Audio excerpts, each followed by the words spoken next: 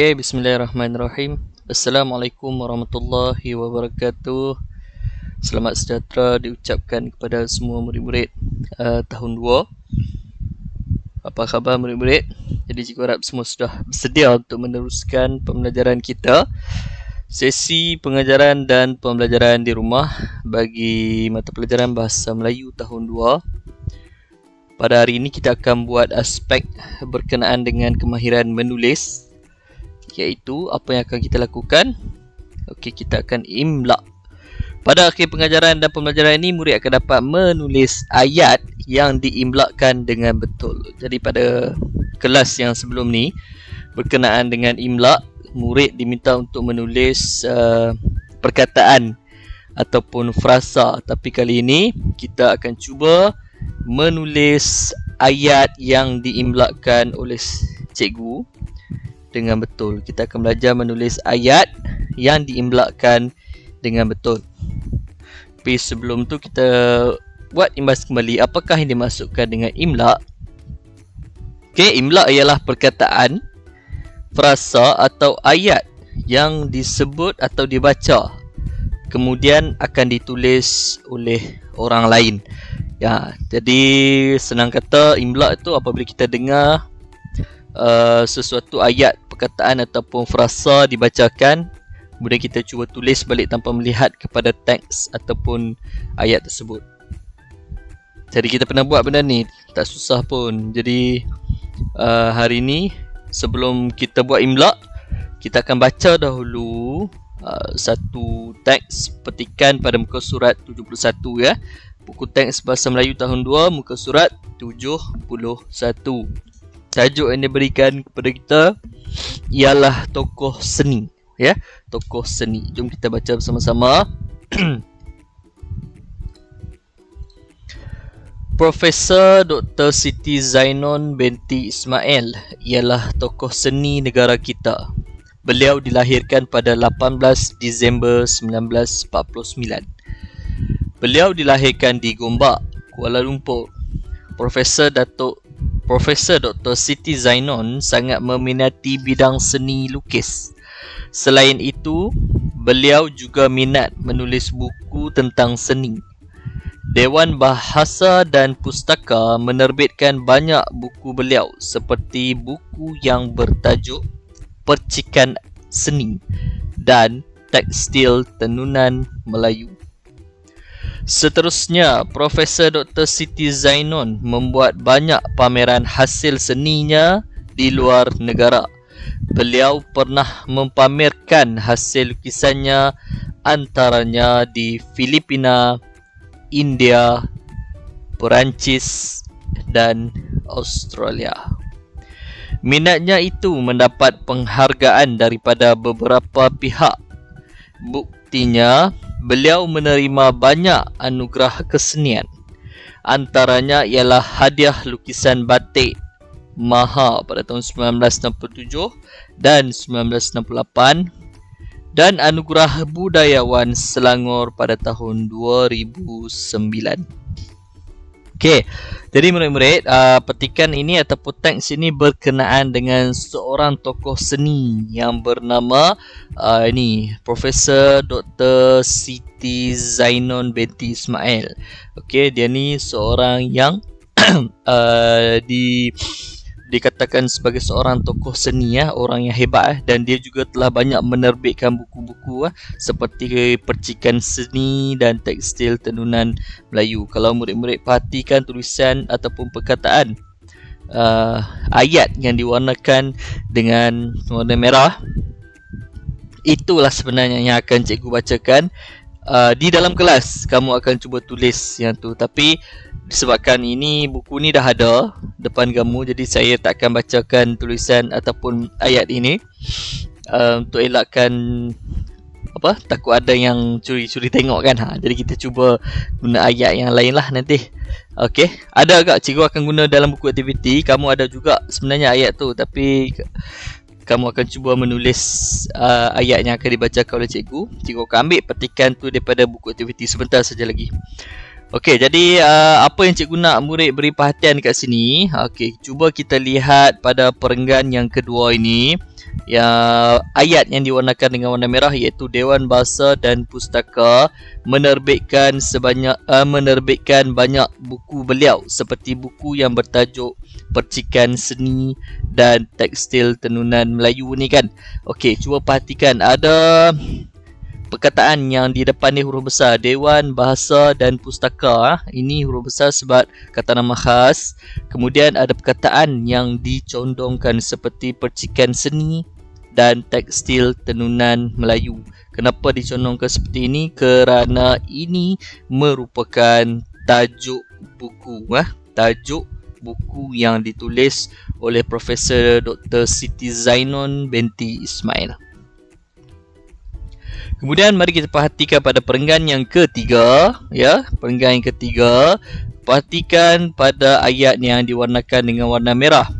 Beliau pernah mempamerkan hasil lukisannya antaranya di Filipina, India, Perancis dan Australia. Okey. Cuba perhatikan perkataan yang di depan ni huruf besar seperti Filipina, India ni, Perancis dan Australia ni adalah kata nama khas bagi tempat, ya. Okey, kemudian dia ada simbol di situ. Simbol berhenti sekejap ni, iaitu simbol koma ni. Maksudnya apabila kamu baca, kamu akan berhenti sekejap. Maksudnya dia ni pernah menunjukkan hasil lukisan dia ni. Dekat mana? Dekat Filipina, India, Perancis dan Australia. Maksudnya dia berkongsi hasil seninya di luar negara. Okey. Seterusnya kita akan melihat pada buku aktiviti Bahasa Melayu tahun 2 jilid 1 halaman 81. Sama juga ini berkenaan dengan seorang tokoh seni iaitu penyanyi lagu rakyat, ya, ataupun dia juga adalah seorang pendendang syair yang terkenal. Beliau ini adalah Roslan Madun. Jadi daripada petikan ni cikgu akan baca sekali lalu sahaja. Selepas ni cikgu akan ambil ayat yang ada di dalam petikan ini. Okey, dan kamu akan cuba menulis semula. Okey? Okey, cikgu akan baca dahulu petikan ni. Ini Roslan Madun, penyanyi lagu rakyat dan pendendang syair yang terkenal. Beliau dilahirkan di Temerloh, Pahang pada 20 Julai 1952. Beliau juga seorang penyair, pelakon, pengarah drama pentas dan drama televisyen. Roslan Madun sering diundang untuk membuat persembahan dalam pelbagai majlis. Beliau pernah mengadakan persembahan di Singapura, Indonesia, Brunei, Kemboja, Jepun dan Korea Selatan. Kini beliau aktif membimbing murid sekolah dan pelajar universiti dalam bidang puisi tradisional. Beliau juga sering diundang menjadi juri pertandingan yang bercorak kesenian. Roslan Madun ialah munshi sastra Dewan Bahasa dan Pustaka. Beliau pernah memenangi hadiah sastra utusan Exxon Mobil pada tahun 2006 kategori puisi. Lagu beliau yang terkenal ialah Lemak Manis dan Seloka Pak Kadu. Jadi ini adalah petikan berkenaan dengan Roslan Madun, ya. Hebat orang dia. Okey, sekarang ni kita akan teruskan dengan aktiviti imla. Murid-murid boleh bersedia dengan buku kefahaman. Okey, pastikan murid menulis hari, garis di bawah hari Jumaat, tarikh 24 hari bulan 9 2021, gariskan. Tajuk yang diberikan ialah aktiviti imla. Okey, dalam kurungan buku aktiviti halaman 81 dan kamu akan tulis nombor 1. Okey, kamu akan dengar ayat yang dibacakan oleh cikgu dan kamu akan cuba tulis semula ayat ini, ya. Okey, ayat yang pertama.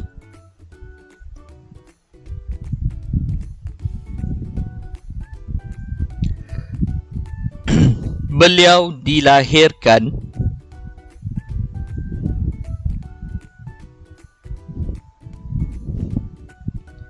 Beliau dilahirkan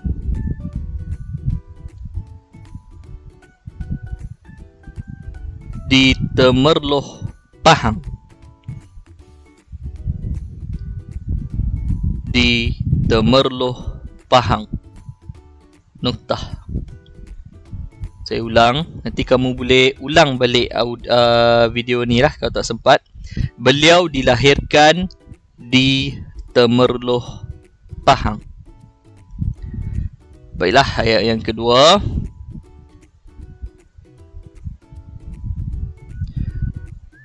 Beliau juga seorang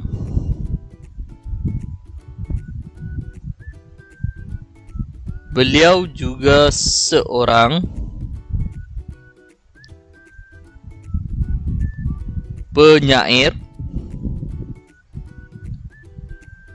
pelakon dan pengarah drama. Saya ulang. Beliau juga seorang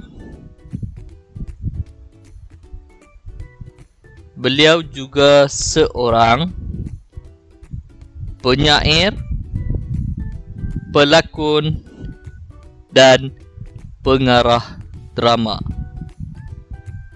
Penyair, pelakon dan pengarah drama. Okey. Yang ketiga,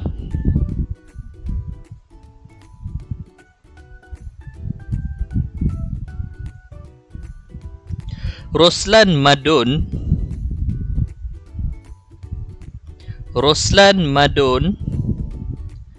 sering diundang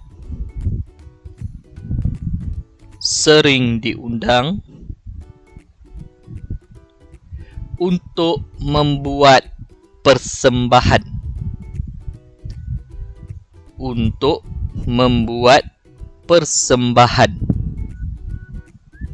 Okey, saya ulang sekali lagi.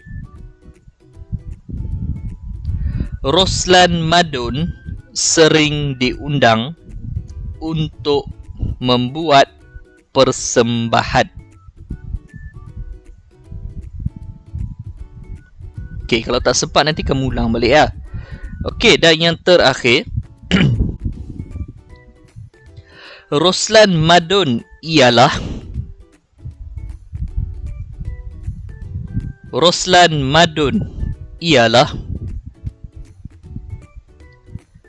Munshi Sastra Dewan Bahasa dan Pustaka.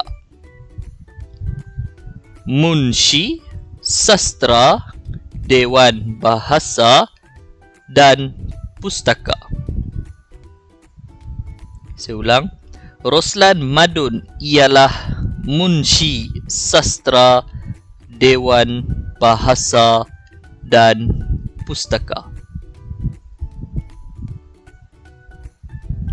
Okey, saya ulang balik daripada nombor 1 sampai nombor 4. Saya akan bacakan saja secara lalu. Nombor 1, beliau dilahirkan di Temerloh Pahang. Nombor 2, beliau juga seorang penyair, pelakon dan pengarah drama. Nombor 3, Roslan Madun sering diundang untuk membuat persembahan. Dan yang keempat, Roslan Madun ialah Munshi Sastra Dewan Bahasa dan Pustaka. Baiklah murid-murid, itu saja kelas kita pada hari ini. Jadi cikgu harap semua murid telah berjaya menulis ayat ataupun frasa dengan baik. Okey, saya akan semaklah nanti apabila kamu hantar nanti. Saya rasa semua dapat tulis dengan betul lah. Okey, jadi itu saja kelas kita pada hari ini. Terima kasih cikgu ucapkan di atas perhatian yang telah diberikan. Semoga kita berjumpa lagi pada kelas yang akan datang. Assalamualaikum warahmatullahi wabarakatuh. Jumpa lagi. Bye.